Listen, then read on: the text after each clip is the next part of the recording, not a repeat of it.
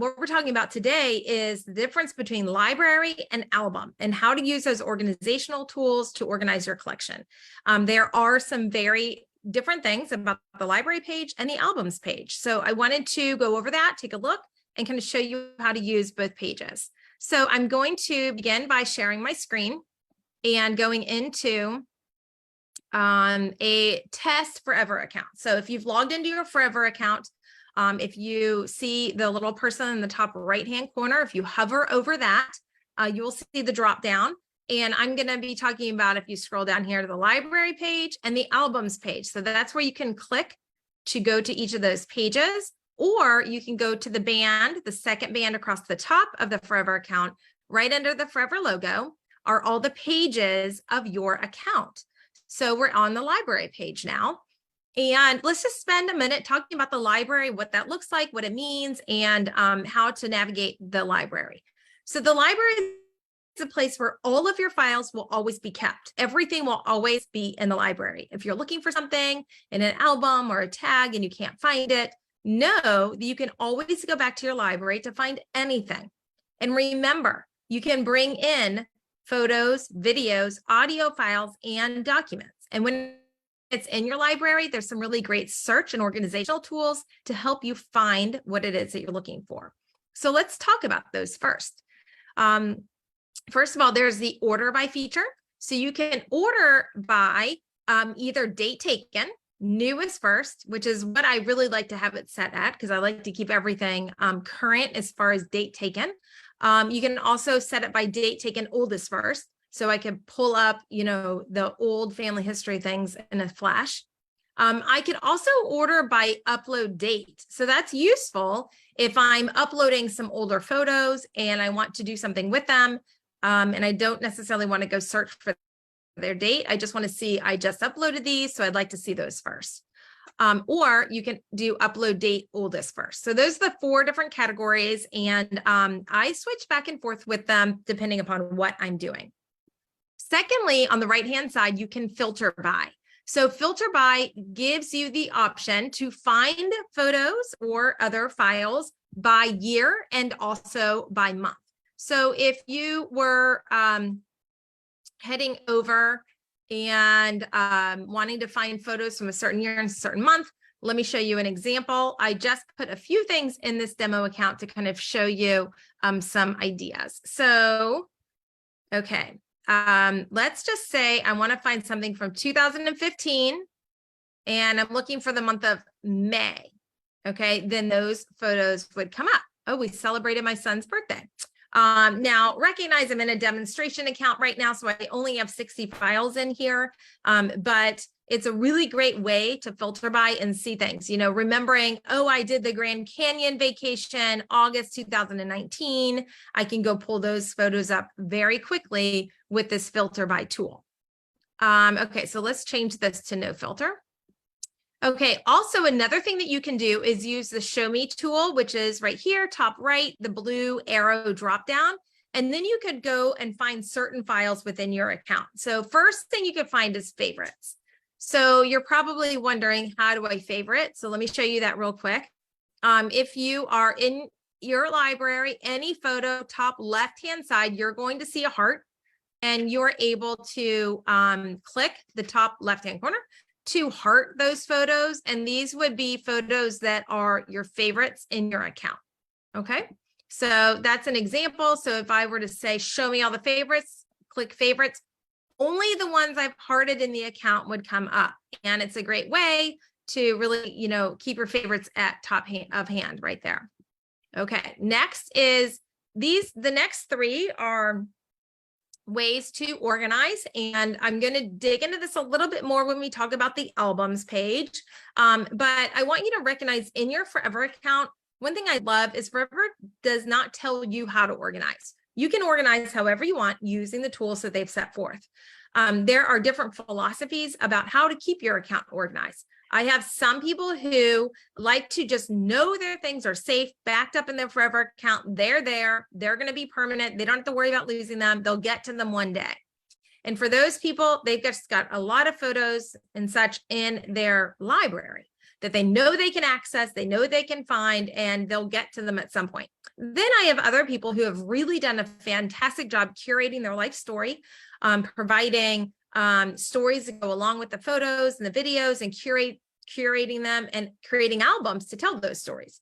So they may want to use this tool called Not in an Album to find out what else they need to organize in order to have their account cleaned out and completely curated. That sounds like a far reach and a stretch goal for a lot. So don't feel badly about yourself if you're not doing that. But I just want to explain how this tool works. So, for example, if you had a lot of your photos in albums, you could click on the Not in Album tool to see which photos in your library have not been placed in an album, to see if you want to place them in an album. Same thing with tags. If you are tagging all of your photos, curating the stories by identifying who's in the photos, you could click on what photos are not tagged. We'll talk about tags on another Let's Have Lunch. Today, we're really just focusing on library and albums. But then the last one is show me photos that are neither tagged and not in an album. Okay, then you could also pull up just your photos, just your videos, just your audio files, or just your documents, or just your projects. And projects, again, are if you're creating something in design and print, for example, a photo book, photo blanket, holiday cards, whatever it might be, your projects will show up in your library as well. Okay, so that is just kind of a little glance at some of the organizational tools used in the library. There's also a search feature. So you could search by a name, any word that you want to put in there. If it's tagged in a file name or in a description, it should come up. And that will just bring up everything, from your library. Okay, you also can see how many files here you have in your Forever account. And when you upload, you can upload right here, and everything will upload right into your library. If you're on the library page, clicking the upload button. Okay, so now we're going to shift gears for a minute. We're going to go look at the albums page. So the albums page is where you're basically curating your stories, telling your stories, or grouping photos together from certain events. And you can create an album, which I'm going to show you here in a moment. And once you create the album, you can add photos to the album. And that's a great way to do that. You've got photos in the library. We're going to create an album to pull them out of the library into the albums page, where then you can share those albums with people, and your friends and family can come in who you've approved to see those albums themselves. So that is the functionality for albums, is a way to tell the story, group photos together, and share. So we'll look at that. Now, one other thing I want to say, just to keep in mind, when you're uploading photos, you can create the album first and then upload to the album, as opposed to what I just described a moment ago, is upload to the library and then add to an album. So we're going to talk about both of those workflows now. So we're on the albums page. It's going to prompt me right here to create a new album, but there is a button right here called New Album that I can just click on to create an album. So I'm just going to do that first. So I'm going to just put this album is Recent Trip. Okay. And that's the album name. Of course, I can always come back and edit that. I can add a description. This description can be as long as you'd like. And I'm just going to put basic, had a great time on vacation, but this is for you to add whatever you'd like. You can also date the album if you want to. I don't typically do that because my photos are dated. Photos that are taken on your phone are automatically set to the date, and that information comes in when it comes into Forever. And then you get to determine your privacy levels within your album. So you can make this album private just for you to see. You can make it public for anyone to see and search. And public albums are great for if you're sharing, some information that you want others to be able to Google search, right? So maybe it's a historical society, or maybe it's somebody's legacy. Maybe it's a veteran's story from war, or something that's just very important that you want to be shared publicly. You can click that. And then connections are people that are basically that you have accepted as a connection within your Forever account. This might be your family members or friends that you have albums set up for them to come and see whenever they'd like to. Or you might have certain groups. So you could, and we'll talk more in detail about groups and connections another call, but that would be if you have an organization maybe that you do, maybe, well, I'm the booster president for the football team. So I might have albums I want to share just with the football team, but I don't want them to come in and see all my other albums. So you can set up groups for that as well. Okay, oopsie, I did not mean to cancel that. Okay, so the album name was Recent Trip, and then had a great vacation is going to be my description. And heck, what the heck, I'll make it public. Okay, now I'm going to create that new album. So here we are. I've got this album created. You can see my description. You can see that I have the album set as public. I can always hit edit info to change this information anytime. But now I want to bring photos in to this album. So like I said, I could just upload with this blue upload button and bring photos right into this album, or I could use this button right here called Add Files, which would take me to my library to grab photos to bring into that album. So that's what I'm going to do since I've already uploaded these photos. I'm going to select the first photo by clicking in the top right-hand corner. I'll make it green. I just used my mouse, clicked on that corner, and then I'm going to go down to the last photo I want in this album. I'm going to hold the shift key down while I click on the circle in the top right-hand corner. That's going to select all. It's going to highlight those photos green. And then at the top, I'm simply going to click Add Selected.